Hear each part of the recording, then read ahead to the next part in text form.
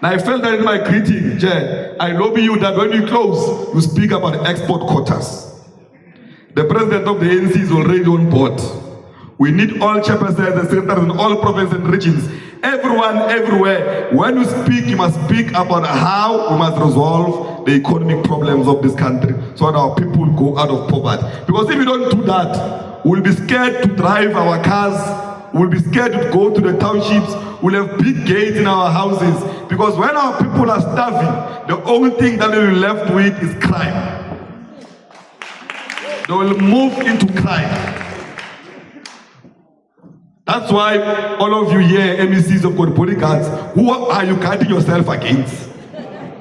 You are guarding yourself against your own people because you know that you have not addressed their own challenges. Because who are you guarding yourself against as ministers? You are guarding yourself against your own people because you owe them to deliver to them. The way you guard yourself, you even guard yourself even when you come to conference of the ANC. Because you are even scared of your own members.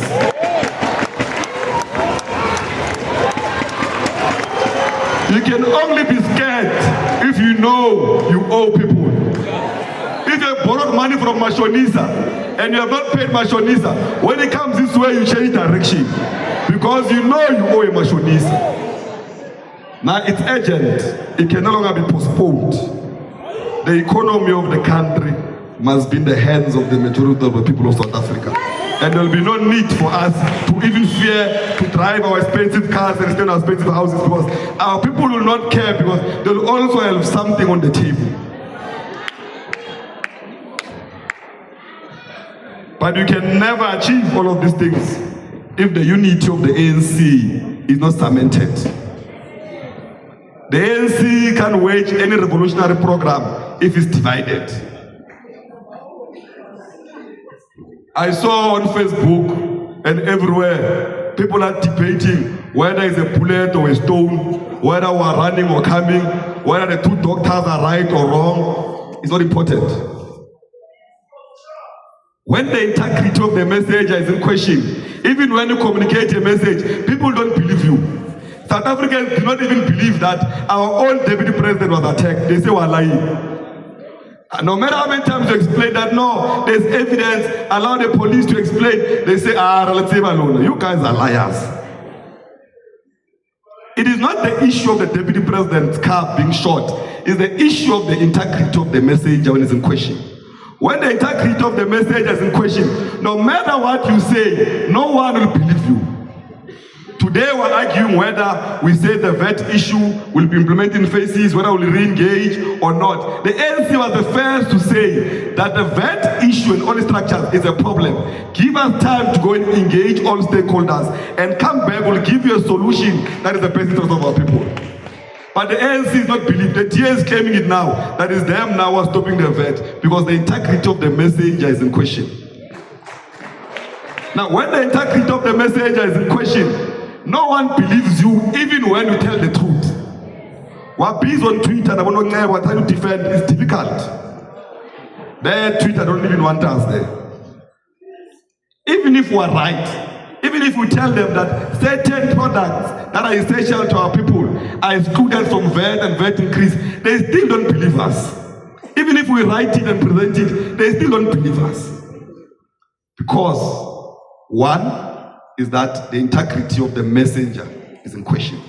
And you can only put the integrity of the messenger back to be respected if we fully participate in the renewal project of the African National Congress.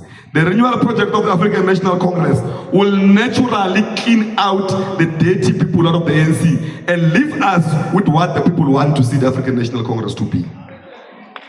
That's why when we say political school is compulsory, it's because we don't want to send unconscious soldier to war, as Thomas Sankara have said. Because an unconscious soldier, you give him a gun today, he will not know who's the enemy because he is not educated to identify the enemy. That is the role of political education. The role of political education is to assist you to identify your struggle and the enemy and how to move forward. And how to defend your people against the enemy. But you can't do that if you are not conscientized. And if you are not conscientized, you can't identify the enemy. Now, political education is not punishment. it's an important responsibility for any revolutionary leader who wants to advance the revolution to do. Because which revolution advancing if you don't understand it? That's why people believe that the ANC is a black party. Because populists went everywhere and said that black parties must unite. We said, but it's not a black party. But why are you not uniting with MK? We said, but MK does not represent what the ANC stands for. They have left the ANC because of the renewal project of the ANC. All the criminals at MK. Everyone who's going to court cases, who's arrested out on bail, who has done a crime somewhere, who has collapsed SOEs, who has collapsed government, is all in MK. Now you can't tell our people that we're fighting against corruption, but we're working with MK. I think I can give it oil.